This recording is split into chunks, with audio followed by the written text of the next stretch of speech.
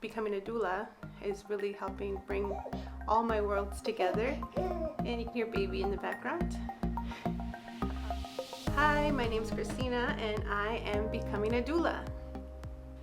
Becoming a doula for me is really bringing together all of my worlds, which is super exciting. I'm a reproductive justice advocate. I am a pole dancer and body positive movement teacher, coach, and I'm also a new mama. I have a 5-month-old that you might hear a couple times on this video. So I really feel like it brings all my worlds together, and I'm really excited to be able to serve my community in a new way.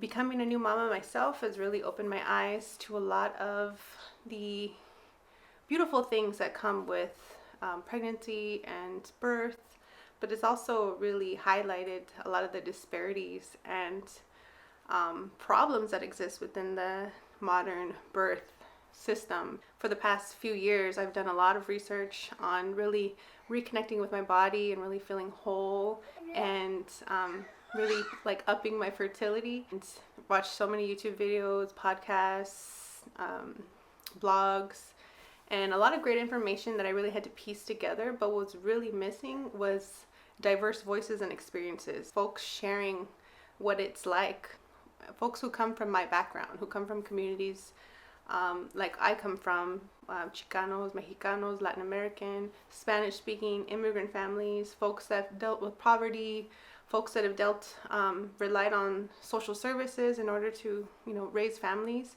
And I feel like that's something that's super missing in this whole, space. There's a huge gap and a disservice that we're doing to families when we're not fully addressing the entirety of their lives and their experiences. And I feel that folks that come from those backgrounds understand better and are able to truly advocate, not only to provide support for folks, but also advocate for self-determination and bodily autonomy. There's a long way to go for us to have great birth, health, fertility experiences. And I feel that it's doula's responsibilities as well to not only, do the job that they're there for, that they're trained to do, but also go beyond that and really ensure that future generations have more empowering experiences. But what is a doula? A doula, in simple terms, is a support person, often found in the birth community. So it's a support person to offer support to a new mama, a pregnant person, dealing with, different sensations throughout their pregnancy, helping them to cope during the actual birth themselves, offering support physically, emotionally. In the postpartum period, there's also doulas that offer, in my culture, in the Latin American culture, there's the cuarentena, which is 40 days after birth, where you are supposed to take it easy, take it slow, have folks cater to you, help you as you heal and bond with your baby. And so they offer, cooking, everything from cooking to washing dishes to helping with baby to, creating steams and baths for the new mama. Also can be for doulas for abortion, helping folks manage that process, dealing with folks that are dealing with miscarriage, folks that are dealing with any kind of loss, offering that emotional support, helping folks, reconnect with their bodies, helping the body transition through these different periods. And doulas are super important for communities of color, not only for providing this support, but also because Black and Indigenous women are still experiencing super high maternal mortality rates. And in a country like the United States that is always bragging about being the richest and the greatest and the most medically advanced, why is it that women are still dying in childbirth? And why is it that it's Black and brown Indigenous women that are the ones that are dying at disproportionate rates? As a reproductive justice advocate who believes that folks have the right to have children, they have the right to decide to not have children, and they just have the right to raise those children in healthy environments, this is a major injustice and we need to address it. And I feel like it's the folks that come from these communities who understand those unique experiences, who understand systematic oppression, can be the ones to really champion and lead the forefront for future generations. So what does it take to become a doula?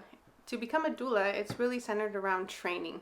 And that could look like going through maybe a formal training that is offered by organizations out there. That can look like formal education from maybe a university or a hospital. That could also look like apprenticeship and mentorship, working alongside doulas and midwives in the field, kind of gaining that experience from them directly. Like I mentioned earlier, I've been kind of dreaming about this for a while. I've been researching it for a while. There are a bunch of organizations out there that are doing this work, and kind of straddled the line of like going with these larger, more well-known organizations that offer certifications. But instead, I've chosen to invest in a local birth workers of color collective so that we're growing this movement locally in our own backyards. It's super important to really invest in these in birth workers of color and gain training that has that additional lens, that lens of reproductive justice, that has that lens of reconnecting with ancestral wisdom and practices, and really an anti-colonial lens to make sure that we're not just kind of appropriating birth practices and packaging them in different price packages for mamas and families to kind of pick from and offer services. When you look at education and training in the doula world, there are these gatekeepers and that has real consequences in what we're seeing right now, especially during this pandemic, in that those gatekeepers create certifications, and if you are not acknowledged by the hospitals then as being certified through one of these gatekeepers, then you are not allowed to be there with a birthing person, especially right now that there's a lot of strict regulations around how many support people you can have in the room with you. Folks that are not certified by these national organizations that have relationships with hospitals or whatever are not able to be there, and they're not seen as legitimate support folks. And that is again a major injustice to mamas of color, to folks of color, who a lot of these midwives and birth workers really target these communities because we know that those services are not there.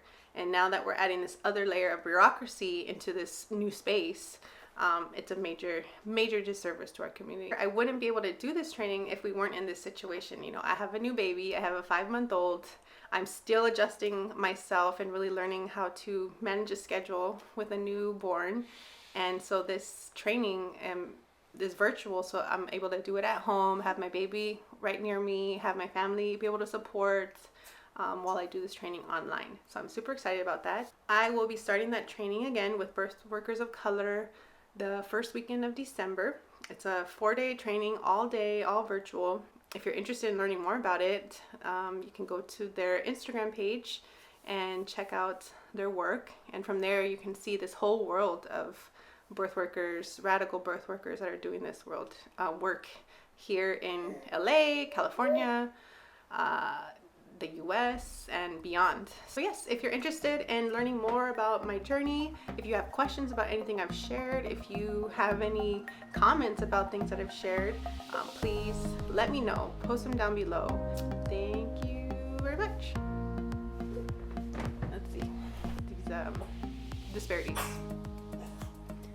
Are you okay? He's okay.